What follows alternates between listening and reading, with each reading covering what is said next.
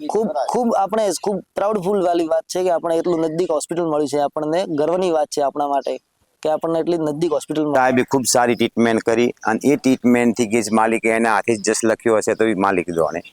હા, ભગવાન એવી વાત રમેશભાઈ જયારે મારે દીકરાને વસાવ્યા ને ભાઈ ભગવાનની ઉપરાણું કરીને થોની રસ મળ્યો. અણદારામ સોમાજી ખરોણ મારી અટક છે. આ વાંચોલ છે. ગભરામણ થાય, ફોરો ફોરો સાથીમાં દુખે, આ ખભો દુખે, થોડો હાથમાં દુખે, આ હાથે દુખે, ફેર અહીંયા ગરદન સુધી પોથાવાળા આસ્થા હોસ્પિટલમાં. હા, ત્યાં જ્યાં એટલે અમારે ભાઈઓ બાદી કરી ચાલુ હોય સોટાડ્યા એટલે હા એસીજી કર્યું એ સોટાડીને સાહેબે દેખ્યું તો ત્યાં ટ્રીટમેન્ટ પાસે બાટલા ને બીજા ચાલુ કર્યા ત્યાં. હા હા સાહેબ કે ભાઈ અટક છે. ત્યાં ઘણો ને કમથી કમ માના કલાક આસપાસ થયો હશે. હા, કલાક અંદાજ. મારો કહેવાનો એક જ મકસદ છે, આ કેસ જોયા બાદ ને આવા મોટાભાગના કેસ આ રીતના આવતા હોય છે એટલે મારે એક કહેવાનું એ થાય કે અમારા પાંથાવાડા સેન્ટર અહીંથી કોઈ પણ હૃદયના દુખાવાનું દર્દી નીકળતું 10માંથી 8 તો આવા ગંભીર જ હોય.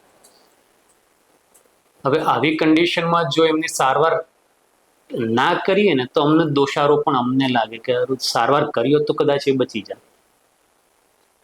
એટલે લોકો શું કહેશે અને શું રિઝલ્ટ મળશે એને સાઈડ પર રાખીને જો સગાવાલા અમારી સાથે હોય ને જો સંમતિ દાખવે તો અમે એમની સારવાર કરતા હોઈએ છીએ, જોખમ લેતા હોઈએ છીએ ને એમાંથી 70-80% કિસ્સાઓમાં એવું થાય કે અમારા પ્રયત્નોના કારણે ને એમનું જો આયુષ્ય લખાયેલું હોય તો અમને જશ મળતો પણ હોય છે.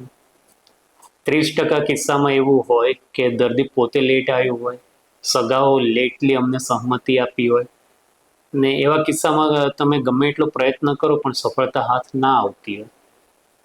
પણ ઇમરજન્સી કન્ડિશનમાં આવી કોઈ પણ ઘટના ઘટે ને આવી કોઈ પણ ઇમરજન્સી જણાય તો અમે અમારું 100% પરિણામ મેળવવા માટે જ પ્રયત્ન કરતા હોઈએ છીએ. નજીક હે ને એટલું ખૂબ મને ખેર લીધે સારું કહેવાય.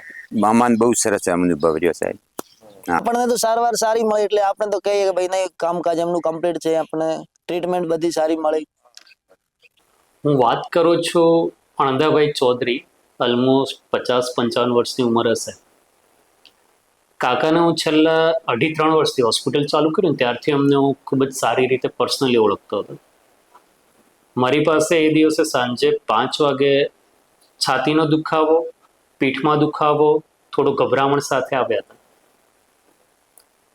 હા, શરૂઆતમાં એમણે મારી સાથે હિસ્ટ્રી છુપાવી હતી અને પછીથી મને ખ્યાલ આવ્યો કે સવારના 2 વાર લોકલ ડૉક્ટર પાસે સેમ તકલીફ સાથે જઈ આવ્યા હતા. પછી હું થોડો મહેસૂસ થયો કે ભાઈ આપણે આ છાતીમાં દુખાવો હે એટલે જઈ આવું દવાખાને. તો અમારે અહીંયાથી બાપલા નજીક પડે તો બાપલા ત્યાં સાહેબને બતાવ્યો તો સાહેબને કોઈ ખબર પડી નહીં કે ભાઈ છાતીમાં તમારે આદરો દુખે એવો આપણે બરવણી પ્રિય છાતી એટલે બાટલો ચડાવ્યો. બાટલો ચડાવીને એના પછી એક ઇન્જેક્શન ઘેર આવીને પછી ત્યાં આવીને એ જ ઝાડખા તળે હુવાની કોશિશ કરી તો સહેન થાય નહીં, દુખવા આવ્યું એટલે હુગું તો એ પાછળ દુખે ને તો એને પાણી ઈસીજી ના. પછી ફરીથી બીજી વખત મારે ભાઈનો છોકરો અને હું 2 જણા ગયા. ફેર પછી દવાખાને ફરીથી બાપલા ગયા. ફરીથી બાપલા ગયા એટલે સાહેબે કીધું કે તમે તાત્કાલિક આગળ પહોંચી જાઓ. મારે ત્યાં ઇસીજી જોયો ને તો ખૂબ જ હાઇપર એક્યુટ એમઆઈ હતો પોસ્ટિયર વોલમાં. હવે આવી કન્ડિશન ખૂબ જ નાજુક હોય છે. જો તમે નળી ખોલવાનું ઇન્જેક્શન ના આપો તો તમારો જે ક્રિટિકલ સમય હોય ને નીકળી જાય. ઘણીવાર દર્દી 15 મિનિટ, 20 મિનિટ, અડધો કલાક ના નીકાળી શકે. એટલે મેં એમને સલાહ આપી, એમના દીકરાને એમનો ભાણો સાથે હતા કે જો જોખમી બહુ છે, આવા ઘણા બધા મારી પાસે દર્દી મોટાભાગે આ રીતના જ આવતા હોય છે ઇન્જેક્શન આપીશ તો કદાચ તમારી પાસે શક્યતા છે કે નળી ખોલે ને તમે આગળ જઈને એન્જિયોગ્રાફી કરાવી શકો અને જીવન બચી શકે. પણ જો નળી ખોલવાનું ઇન્જેક્શન ના આપું તો હું એવી કોઈ બાંયધરી ના લઈ શકું કે તમે પાલનપુર પહોંચી શકશો. તો એ મંજૂરી પણ મને આપી. મેં થ્રોમ્બોલિસિસ કર્યું, પણ ડ્યુરિંગ થ્રોમ્બોલિસિસ અરેસ્ટમાં ગયા.